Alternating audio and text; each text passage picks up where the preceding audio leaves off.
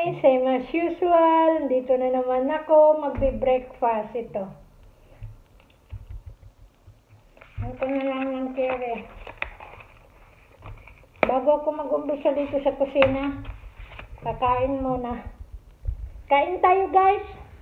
Nationwide and worldwide, yela kain. Siguro yung iba tulog, naka-sleep na o naghiga muna. O kagigising lang ba, o kakatulog lang. Maybe some of them is still sleeping. And some of them is actually sleep pa. Sleep good. Di ba?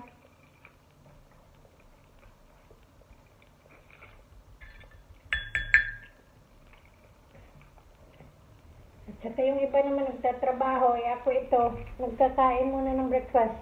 11 na siguro, 10:30.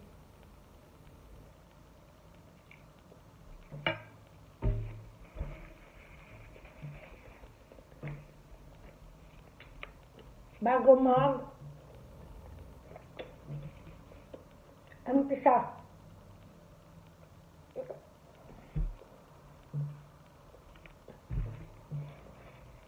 Bago mag-umpisa sa kusina.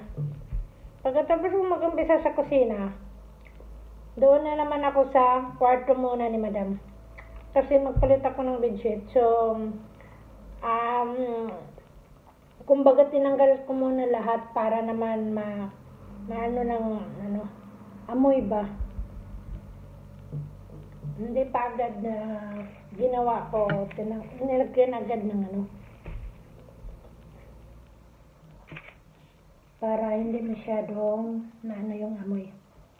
Diba? Kaya ganito lang. Kung di ba sabi ko, that's what I'm telling, that's what we have here, that's all. That's what I eat. That's what I think my breakfast, and it's quickly to finish. Because I have a work task. But after that one, when I finish here, so I can eat naman din.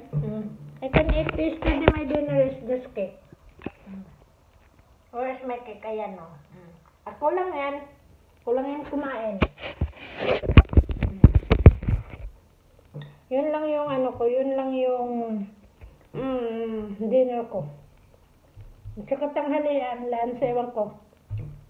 What Madam she make for cook for them or whatever. And me, I have chicken in Talaga. So I can use that one. I can eat. But they have also, they just give naman. I have also, I can eat naman with them. But sometimes kasi, sayang naman, diba? Sayang itapon. Ewan ko. Nangihinayang talaga ako itapon. Kasi alam nyo, not all domestic helper, not all housemaid, mga nani or some, except of working outside because sure that they can eat. But in the house, not all. Not all that they are very lucky us that we can eat good. Any lunch, breakfast, dinner, snacks, or whatever. Oh, diba? Some of them is, they are not giving good food. Or that's all. More of them, diba? So I'm very lucky also. And you know, not it means that to all employers, I wish that don't make your housemaid in a good way. Even you are telling to work like this one work, but about the food, don't limit. Okay? Give them food. Give them formal food. What you eat, they can eat also. Because us, a housemaid, we are already a people. We are also a human being. We are the same. The difference between us only is our standard, because you have a lot of money, you work good, your husband, your family, they have maybe they have a lot of savings na, like this one, your parents, like that one. But us, not all housemaid or working in the house are rich. That's why we are working in the house because we need to work. You have an income, okay? But not all housemaid that without her, okay? Don't matod pa, wag kayong kumpiyansa. Because if you are doing bad, you are the employer is not doing bad. Nako, I don't know. Not all housemaid